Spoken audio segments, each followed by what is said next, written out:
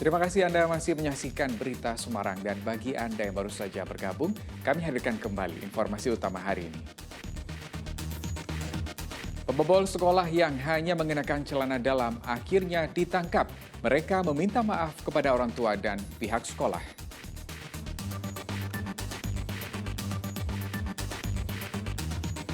Krisis air bersih meluas ke sejumlah wilayah di Jawa Tengah. Warga berharap pemerintah suplai air bersih agar mereka tidak membeli ke pihak swasta.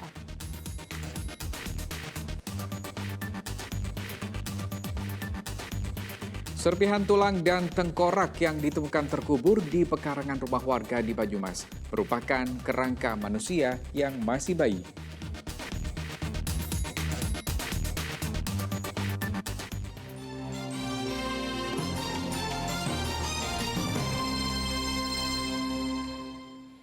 Kerangka manusia yang ditemukan terkubur di pekarangan rumah warga di Kelurahan Tanjung Banyumas dipastikan sebagai kerangka manusia yang masih bayi.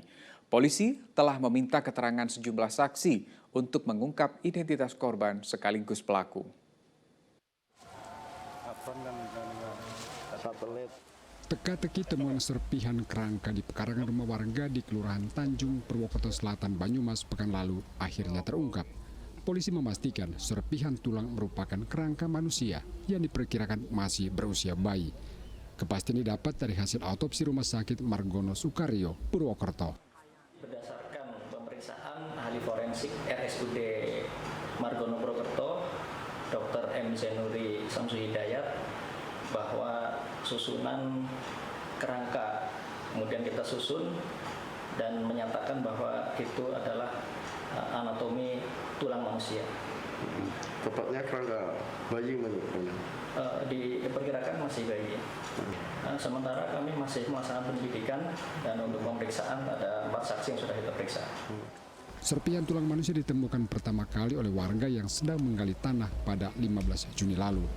Serpihan tulang dan tengkorak terbungkus kain pada kedalaman setengah meter. Lagi untuk tanah, tapi kan kelihatan ada kainnya, langsung dia ketok, bahwa itu tulang-tulangnya maaf kita itu yang tulang apa itu. Oh itu tulang, Bapak nemu tulang nih?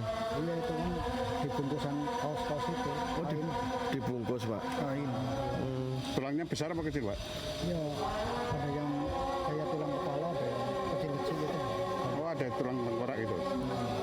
Kayak manusia apa hewan tulangnya? Ya sepertinya tulang manusia. Sejauh ini polisi telah memeriksa 4 saksi untuk mengungkap identitas korban, penyebab dan pelaku yang mengubur jasad korban. Mardianto melaporkan dari Banyumas. 2 pelaku tindak pidana perdagangan orang dibekuk jajaran Polres Semarang. Pelaku telah memberangkatkan puluhan orang ke sejumlah negara tanpa izin resmi. Pelaku juga memiliki jaringan di luar negeri karena pernah bekerja sebagai buruh migran. 2 pelaku, Suhayati dan Sri Kunarsi asal Ungaran Semarang dibekuk tim Reskrim Polisian Resor Semarang karena diduga melakukan tindak pidana perdagangan orang. Mereka ditengarai telah memberangkatkan puluhan orang ke luar negeri secara ilegal sebagai pekerja migran. Kedua tersangka merupakan tenaga perekrut tenaga kerja ke luar negeri. Mereka juga memiliki jaringan di sejumlah negara karena pernah bekerja sebagai buruh migran. Berdasarkan keterangan sementara, mereka telah memberangkatkan puluhan orang sejak tahun 2016 ke berbagai negara, seperti Timur Tengah, Singapura, Malaysia, hingga Hong Kong. Dari setiap calon pekerja migran, mereka mendapatkan keuntungan 4 juta rupiah. Modus pelaku memberangkatkan korban dengan visa liburan atau wisata. Kami lakukan penyelidikan dan kami berhasil melakukan pengungkapan perkara bahwa yang bersangkutan, baik perseorangan maupun perusahaan tidak memiliki aturan yang sesuai diatur pada Undang-Undang PPMI. Record yang sudah kita dapatkan kurang lebih 21 ya Pak. 21 orang sudah diberangkatkan sejak tahun 2022. Jadi 2016. Mungkin lebih. Kasus perdagangan orang gencar diungkap aparat untuk melindungi warga yang berlomba-lomba ingin menjadi pekerja migran dengan iming-iming gaji besar. Namun mereka diberangkatkan secara ilegal. Yulianto melaporkan dari Kabupaten Semarang. Kita beralih ke informasi lain, musim kemarau menyebabkan krisis air bersih di sejumlah daerah. Di Kabupaten Tegal dan Klaten, warga menyerbu truk tangki air bersih bantuan pemerintah. Mereka rela membeli air bersih dari pihak swasta untuk kebutuhan sehari-hari. Dengan membawa ember dan jeriken, warga desa Taman Sari, Kabupaten Tegal menyerbu truk tangki PMI yang membawa air bersih. Warga sudah menunggu bantuan truk air datang karena sumur sekitar desa mengering akibat musim kemarau. Air bersih akan digunakan warga untuk memasak, sedangkan untuk mencuci dan mandi, mereka mengambil air dari sungai yang jaraknya cukup jauh dari desa. Tiap hari berarti harus jalan ke sungai? Iya. Berapa jauh? Ya, berapa meter sih ke situ nurun. Nurun ya? Ya. Itu untuk apa air sungainya? Air sungainya untuk Air apa? sungai buat itu, buat nyuci doang.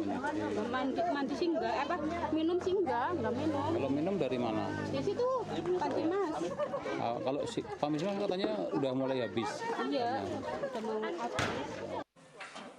Krisis air bersih juga dirasakan 720 keluarga di desa Tegal Mulyo, Kemalang, Klaten. Sudah 2 bulan bak penampungan air mereka mengering sebab tak pernah turun hujan di wilayahnya.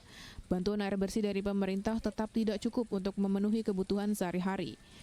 Warga terpaksa merogoh kocek membeli air bersih dari pihak swasta. Satu tangki air dibeli dengan harga Rp180 sampai Rp230.000. Ya, kondisinya ini kira sudah 2 bulan nggak hujan. Jadi habis? Habis ya itu beli tangki itu. Satu tangki itu ada yang 230, ada yang 180, tergantung tangkinya. Warga berharap pemerintah lebih sering mengirimkan bantuan truk air bersih kepada warga selama musim kemarau agar mereka tak perlu lagi membeli air bersih. Kunchoro Wijayanto dan Krisna Agung melaporkan dari Kabupaten Tegal dan Klaten. Ya, ratusan anggota Barisan Ansor Serbaguna atau Banser dan Ansor di Kabupaten Tegal menggelar apel besar menyatakan kesetiaan pada NKRI dan siap untuk tidak diadu domba jelang pemilu 2024. Dikasih jarak. Apel besar digelar di Taman Rakyat Selawi, Kabupaten Tegal sebagai rangkaian hari lahir Gerakan Pemuda Ansor ke-89. Ratusan anggota Banser dan Ansor kembali berikrar untuk setia pada NKRI dan taat pada ulama. Apel juga sebagai bentuk solidaritas Banser dan Ansor menjelang pemilu 2024. Mereka juga menegaskan menjadi garda terdepan untuk menjaga keanekaragaman Indonesia sehingga mereka tidak akan diadu domba untuk kepentingan politik. Apel besar kader Banser dan Ansor ini sekaligus merupakan rangkaian hari lahir Gerakan Pemuda Ansor ke-89.